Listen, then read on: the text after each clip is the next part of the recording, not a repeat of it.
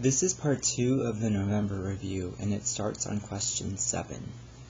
Let's start by putting down, are you reading closely and looking? First R, read the question.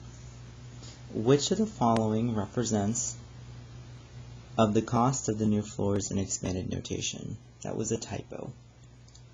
Let's cross it out. Let's underline the question. Which of the following represents the cost of the new floors in expanded notation? Cross it out. Let me read the details. It says the new floors at Tito's house cost $6,450. My clue words are going to be 6,450 and which of the following. When it says which of the following, it's talking about the answer choices. Represents, that means shows the cost, and expanded notation. Expanded notation is what these are already in, so we don't have to worry about that. Now, what should I do first? Well, I can do my 4-step process over here. It's going to be really small because a lot of our work is going to be done down here where we have lots of room. I'm going to start with my main idea. My main idea is which represents 6,450. And in my details, I'm just going to write down the number that I need to be focusing on, 6,450. It's asking me which of these matches our number.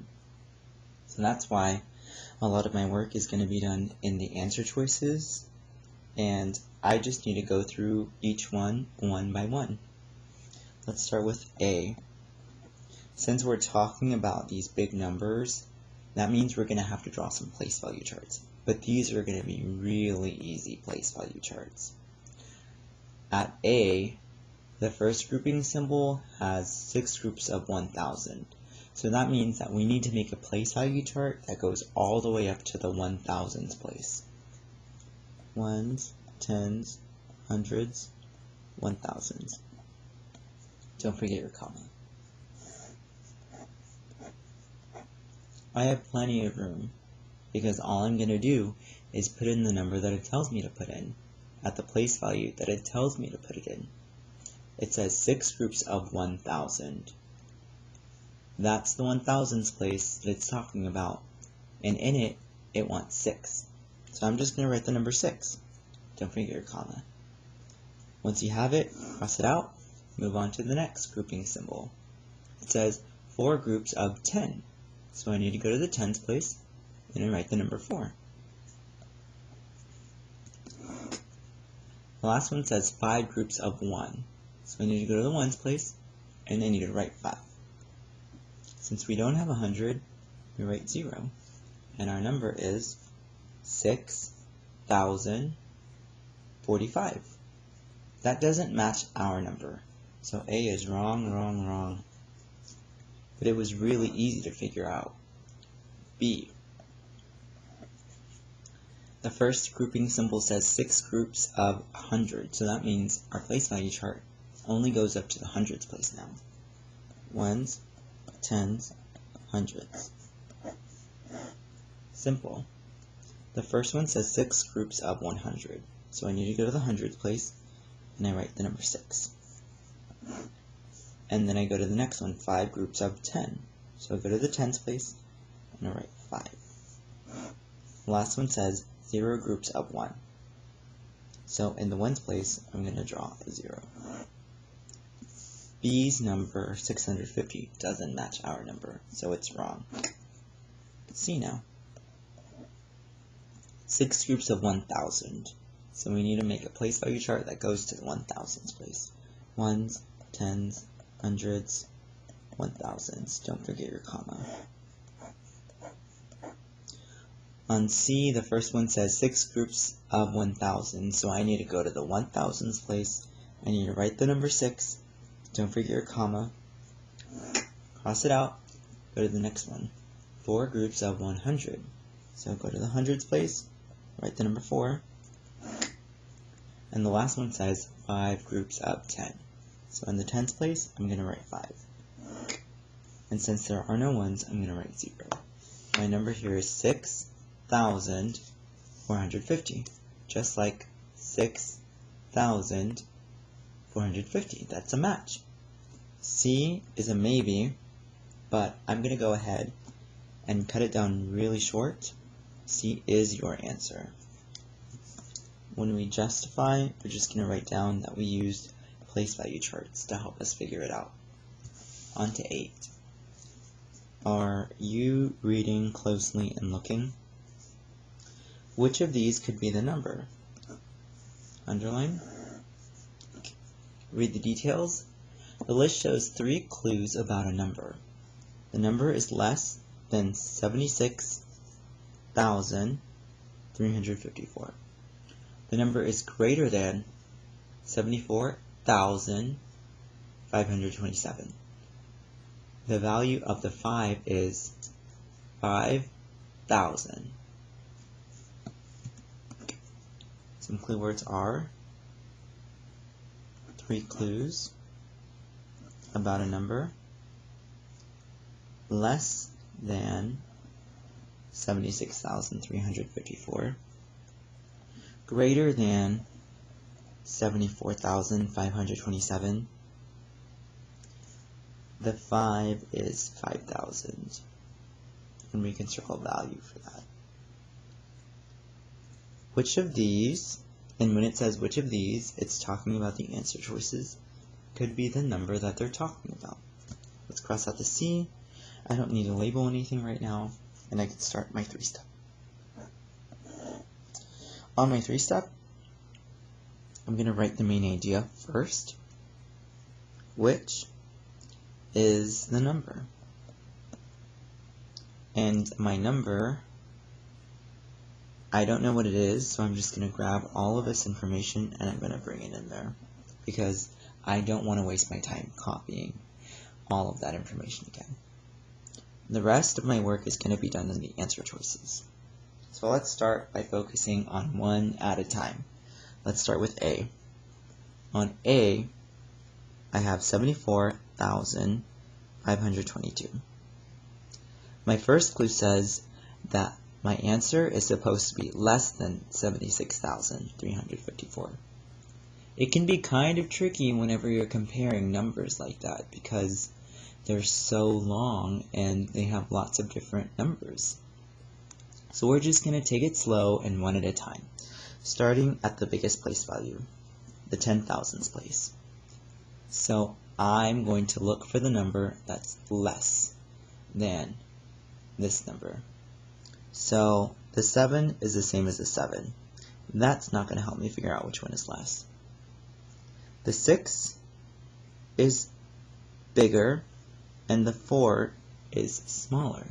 That means the 4 is less than the 6. So that's a check mark for the first one. Now my next clue says that this number should be greater than 74,527. So I need to compare starting at the biggest place value. This number needs to be bigger. Cross out the 7 because that's not going to help me figure out which number is bigger.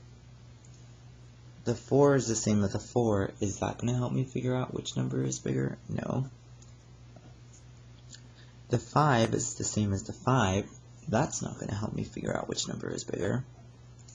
The 2 is the same as the 2. That's not going to help me figure out which one is bigger. And the 7 is greater than 2. But wait a second. I'm looking for a number that's bigger than this number. So A can't be right. Now let's move on to B. On B, I need to look at my first clue again. Our number needs to be smaller, less than this number. So let's start at the 10,000s. The 7 is the same as the 7. Is that going to help me figure out which one is smaller? No. The 6 is the same as the 6. Is that going to help me figure out which one is smaller? No. Here, the 3 is bigger and the 2 is smaller. So our number is less than this number. That's a check. Let's go to the next clue. Our number has to be greater, that means bigger, than this number. So I'm going to erase what I did for the last one, so I can start over. So 7 and 7, they match. That's not going to help me figure out which one is bigger. 4 and 6, the 6 is bigger this time. So B actually is greater than this number. That's another check mark.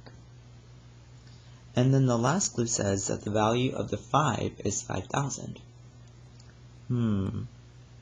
But here I don't have a 5, so there's no way B could be the answer. The last clue doesn't match, so B's wrong. C. The first clue says C has to be less than this number. Well, the first number, 7, is not going to help me figure out which one is less. 6 is bigger than 5. That means this number is greater and this number is smaller. That does match the clue. Now we can go on to the next clue. Our number has to be bigger than this number. 7 is the same. That's not going to help me figure out which one is bigger.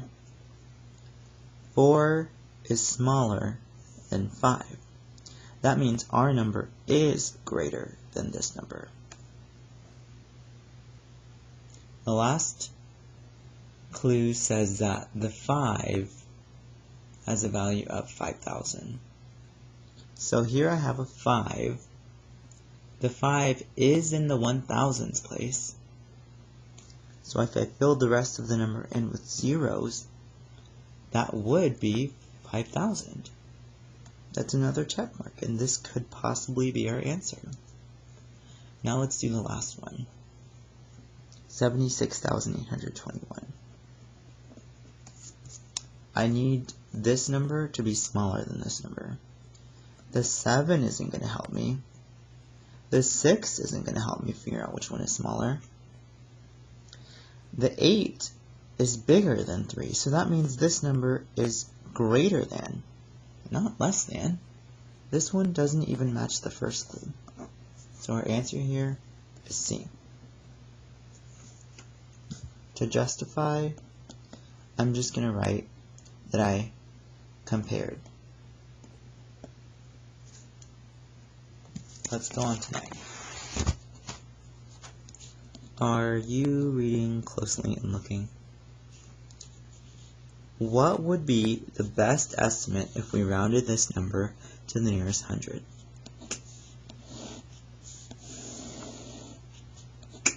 Read the details. There were 8,561 songs bought on iTunes last week. Circle some clue words. My first clue is the number. My next clue is best estimate. That's my clue that we need to round. And even though best estimate usually means round to the nearest 10, this question actually tells me what I need to round to. We need to round this number to the nearest 100. So I'm going to label that round to the nearest 100. I've already labeled, and now I can start my 3 stuff. What should I do first? Well, I need to write my main idea. What is the number rounded to the nearest 100? My number is this one. So I'm going to copy that down. And since I'm rounding to the nearest 100, I have to box in my 100. Ones, tens, hundreds. Now, the neat thing about this problem is that it already has the number line set up for you. This may be easier for you, or it may be harder for you to understand, so I'm still going to make my own, but I will go back and show you what to do on this one. Since we're rounding this number to the nearest hundred, we need to look at the number in the hundreds place. And that number is 5. So my number line is going to start with the number 5. And the rest of the numbers turn into zeros, because the value of 500s is 500. My next group of 100, if I'm counting by hundreds, is going to be 600. And my midpoint, the number in the middle, is just going to be half of that. So to get from 500 to 600, we have to add 100. But half of 100 is 50. So to get to our midpoint, I need to add 50 to 500. If you don't know what that is, that's okay. Just put it off to the side. 500 plus 50. 0 plus 5. And bring down the 5. Our midpoint is 550. And we've been forgetting about this number 8. So let's bring it back and put it in the front.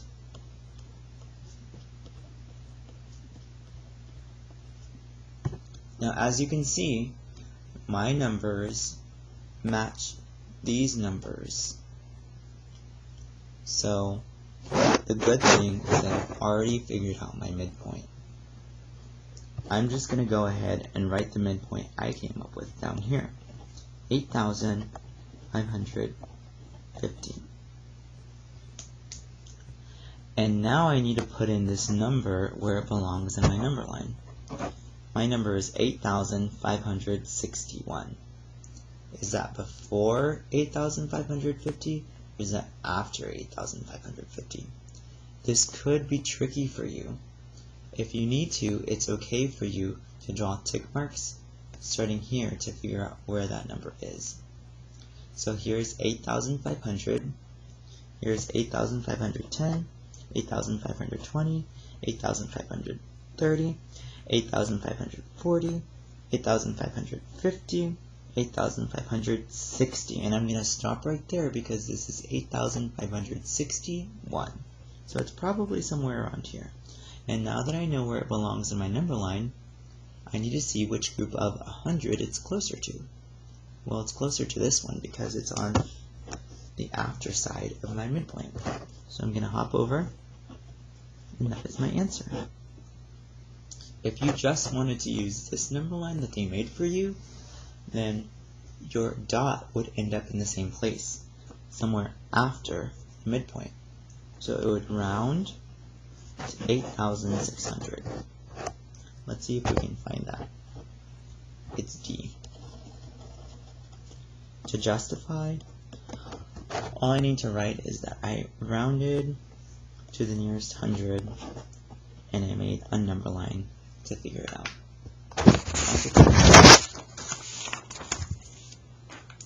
10 can be a little bit tricky. I'm going to solve 10 using some strip diagrams, but just know that number 10 is kind of like the number line stories that Mr. Esparza told you guys in class. Are you reading closely and looking? First R means read the question. Which of the following shows a way to determine how much money Marissa has now?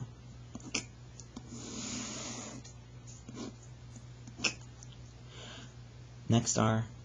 Marissa saved $683 last year. In January, she spent $75. She received $129 for her birthday. Circle some clue words. Marissa saved $683. In January, she spent $75. That means that money is going away. And then she received $129. Received means she got $129 for her birthday. That's a nice present. Which of the following shows a way? So which of the following is asking about these answer choices? Shows a way means that we're not focusing on the actual answer. We're just focusing on the way to get to the answer. To determine, figure out how much money she has now. I've already labeled. Now I can start my 3-step. on my 3-step, what should I do first? Main idea. Which of the following shows a way to figure out how much money she has now? Now I need to ask myself what I know. What do I know? Well, I know that she saved $683 last year. And then she used a little bit of that money. She used $75 to spend on something. And then she got $129 more because it was her birthday. So how can I show that information in a strip diagram? First, I need to ask myself who it's about. It's about Marissa. So I'm going to label the bar Marissa, and I know that Marissa has money. So this bar is going to be about Marissa's money. In the beginning, she had saved $683. So that's our total. And then she spent $75. So a big chunk of this is going to go away, because that's how much she spent, and on this side is how much she has left. Now right now I don't know how much she had left after she spent the $75. And I can go ahead and take a look at my action posters and figure out what operation would help me figure it out. So I see a circle going away. This matches take away. The operation for that is subtraction. So that means that I need to take away, subtract. I need to start at 683 and take away 75. So I need to look at the number that we're starting at in each of my number lines and make sure that that number is 683. The way that you know that your number starts at 683 is by making sure that nothing is pointing to your number. Now nothing's pointing here, so here's 683, and we're going backwards 75. If we're going backwards on the number line, that means that we're taking away. That means that we're subtracting. We are subtracting here, so this could be a maybe. We're starting with 683 here because nothing is pointing to it, and we are taking away 75, so that's a maybe too. Let me put that in so I remember for later.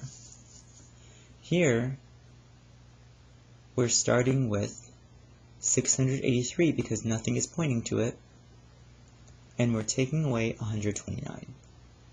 Well, we're not taking away 129 because right now I only have that I'm taking away 75.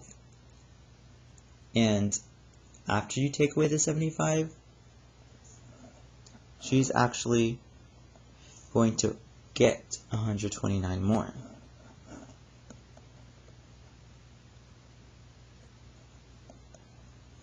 So we're not taking the 129 away, we're adding the 129. C doesn't make sense. On D, we're starting with 683, and we're going forward with 75. That means that we're adding 75. But we're not adding, we're taking away the 75. So D is also incorrect.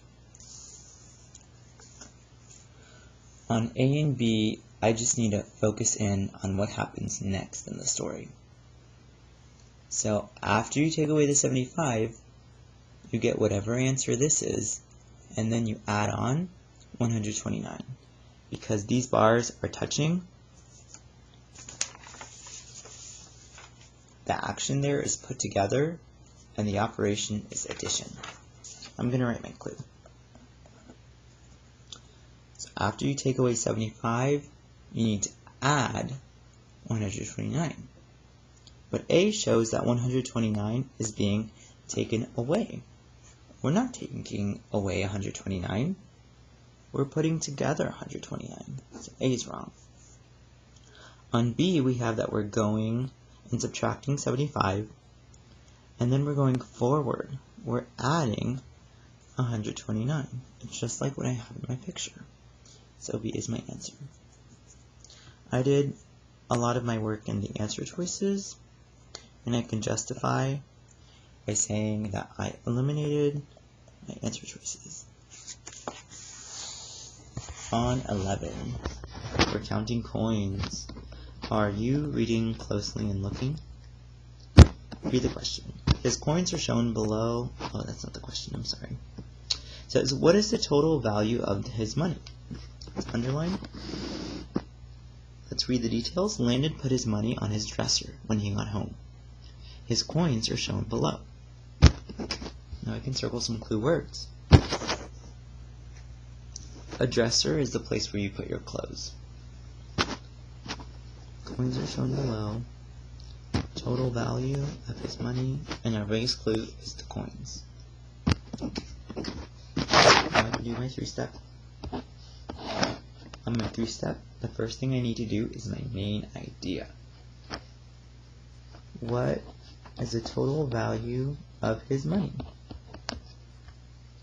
And I have a picture here. That is my most important detail. And I'm going to write down, I'm going to do a lot of my work in the picture.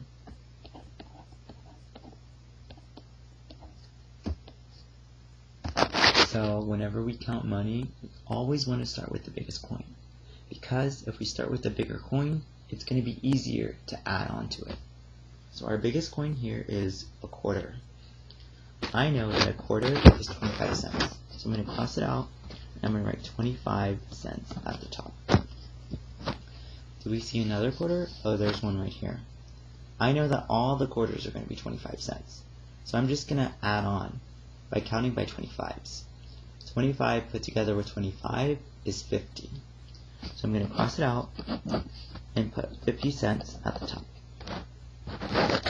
I see another quarter. 50 plus 25 is 75 cents. So we can cross that one out. And now I don't see another quarter. The next biggest coin that I see is a dime. I know a dime is worth 10 cents, but I have to keep going from the 75. So put the 75 in your brain if you don't know what 75 plus 10 is. 75, and then you add on 10. 76, 77, 78, 79, 80, 81, 82, 83, 84, 85. It's 85 cents. Cross it out. Do we see another dime? Oh, it's right here. I know a dime is worth 10 cents, and 85 plus 10 is 95 cents. I don't see another dime, but I do see nickels. That's the next biggest coin. 95 cents plus 5 is 95, 96, 97, 98, and 9, 100. Whenever you get to 100 cents, that means it's the same thing as a dollar. So underneath, I'm going to write $1. And whenever you have a dollar, you start all over again with your cents. So I have another nickel right here. I know a nickel is 5 cents. And now I see pennies. 5 put together with 1 is 6 cents. Put together with another one is 7 cents. So now I need to take my information and put it in my money chart. Set it up with your dollar sign, your whole dollars, and your parts of dollar, and your decimal. So I counted one whole dollar. That needs to go next to the dollar sign. And I also counted 7 cents. So I'm going to be very careful putting in the 7, because if I put the 7 in here, that means that there's nothing here. And that says $1 and 70 cents. But I don't have 70 cents. I have 7 cents. So the 7 doesn't go there. The 7 goes at the end. It's just like a place value chart. Ones, tens. Since we have no tens, we're just going to put 0. And this says $1 and 7 cents. I'm going to box it in. that matches answer choice B. To justify, I'm just going to say that I counted my coins with the big ones first, and then I labeled them. And we're done. Good luck on the checkpoint on Monday.